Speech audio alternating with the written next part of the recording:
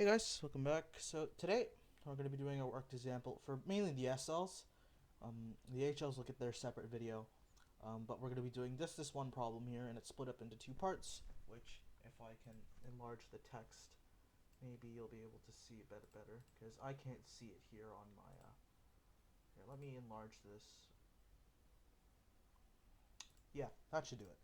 So here's the question. Part A is balance the following redox equation in acidic solution, and then part B is construct a voltaic cell based on the equation above, clearly labeling a cathode, anode, wire, salt bridge, the solutions used, and a voltmeter, and the number on the voltmeter is unimportant, we are told. So let's work at this part by part. So for part A, what I'm going to do is, firstly, the way I like to handle these redox equations is, first, I generally do 4 steps. So 1, balance electron transfer, 2, valence other elements that are not OH. 3, then I used H plus 2 valence charge. And then lastly, use HO2. And then I use water to balance my H plus that I used to balance the charge. So that's the 4 steps that typically I like to undergo when I get these types of problems. So let me just erase that now. So let's write this out. O3 2 minus plus MnO4 minus yields SO4 2 minus plus Mn2 plus. So first thing, as I look for things that are being oxidized or reduced, clearly here I can see that sulfur is being oxidized. So oxidized by, it looks like, so -2. So it looks like we go from an oxidation state here of, okay, so +4, it looks like, +4 to +6, so 2 electrons per atom. And then here, manganese is being reduced, reduced by, so this is 2 minus, this is 7 plus, and then this is 2 plus by 5 electrons per atom. Yep. Okay. So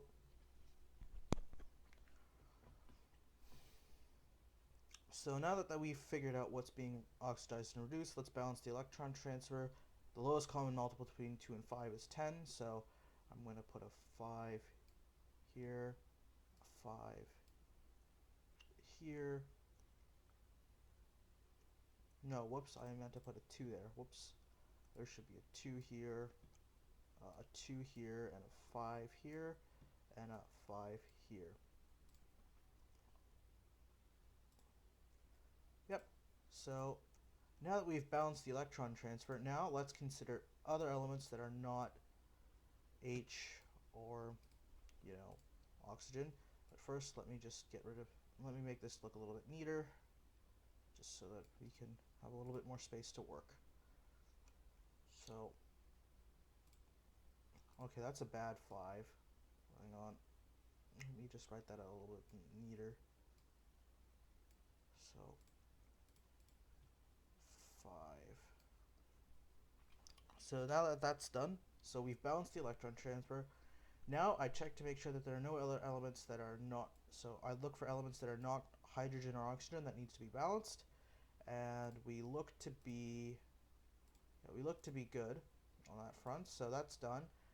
Then I look to use H plus to balance the charge. So what I'd like to do now is I make a little table. So Q, H, O,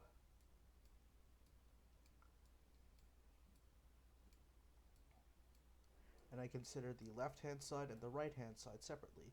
So on the left-hand side, our total accumulation of charge is, so 5 times 2 minus is 10, and then plus 2, 1 minus charges, so that's minus 12. And then on the right-hand side, we have minus 10, and then 4, no, 2 plus charges, so the net charge is minus 6. So I add 6 H pluses here to balance the charge. So now that should be 6 on both sides. 6 minus 6 on both sides, which if I check it is. And then lastly, I add some, so that should be 6, 0. And then in order to balance out my hydrogens that I added here, I add H2 plus to this H2O to the side that doesn't have as much hydrogen. So plus H2O, and it looks like we'll be using 3. And then hopefully, if you did this right, your oxygens should just balance themselves out. So 5 times 3 is 15, 15, 2 times 4 is 8, so 8, so 23. 5 times 4 is 20, and then 3 times 1 is 3, so we have 23 on both sides. So that's correct. So for the first part here, oh no, that's not good. So that's the answer to our first part. Let me just put it in red. Oops. No, not a pen. So that's the answer to the first bit. Alright, for the second bit, it says construct a voltaic cell based off this reaction above here. So I'll just box it so that we know what we're talking about. So, firstly, let's start with our cathode. Let's start with some beakers, and let's start with a salt bridge. Let's sort of draw a schematic of what we should be, what should a voltaic cell be, right?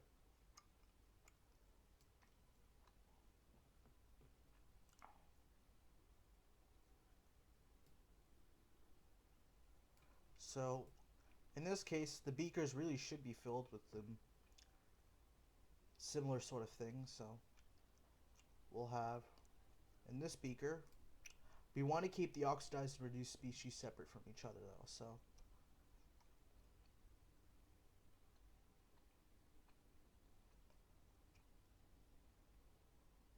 So here we would have 1 molar MnO4, and then here we want our reduced species. We want a solution of that. So here we would have, and it could be really anything. So let's just make our lives easy. So Mn, and to make our lives easy, we need to make sure that that salt is balanced. So we'll have 1 molar of potassium permanganate, and here we'll have 1 molar of potassium. Let's do sulfate to make our lives easier. And then here in the salt bridge, so here we'll have an electrode.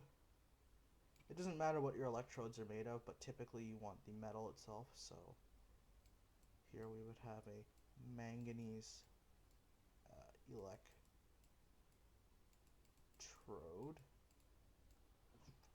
And then here we would have,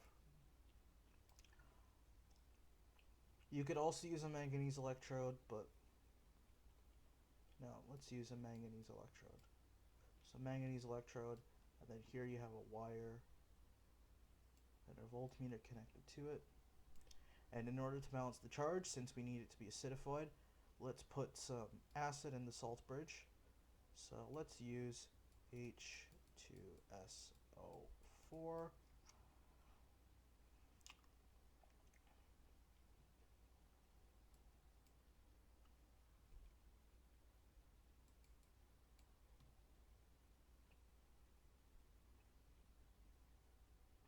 So remember that since we use the acid to help balance the charge here, the salt bridge, the whole point is to balance the charge. So the reason I put the acid here is to balance the charge, because that's what the salt bridge is meant to function as. So, and then we'll also put some K2SO3, just to make sure that we have the correct things here. And then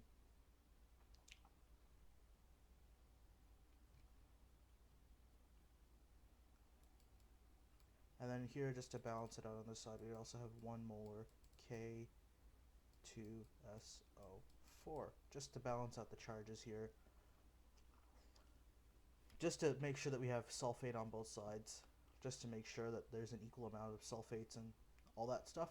So we would put that there. So first, what I did here, just to summarize, is first I drew the schematic, then I considered the chemicals in each electrode on each side.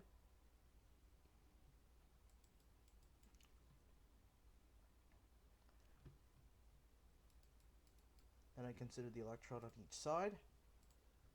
And the question said, label the parts of the voltaic cell. So now let's get to labeling.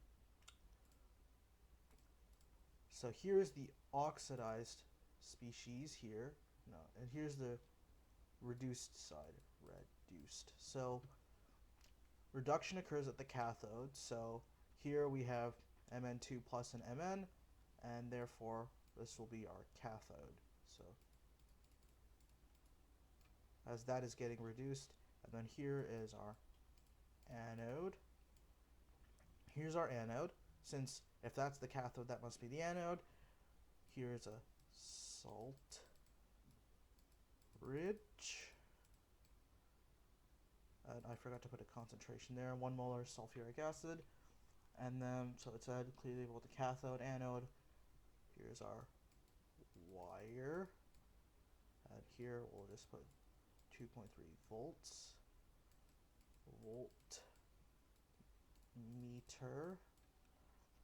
Voltmeter, and the solutions used. So that would be part B. So to summarize, we drew a schematic of what the cells should sort of look like.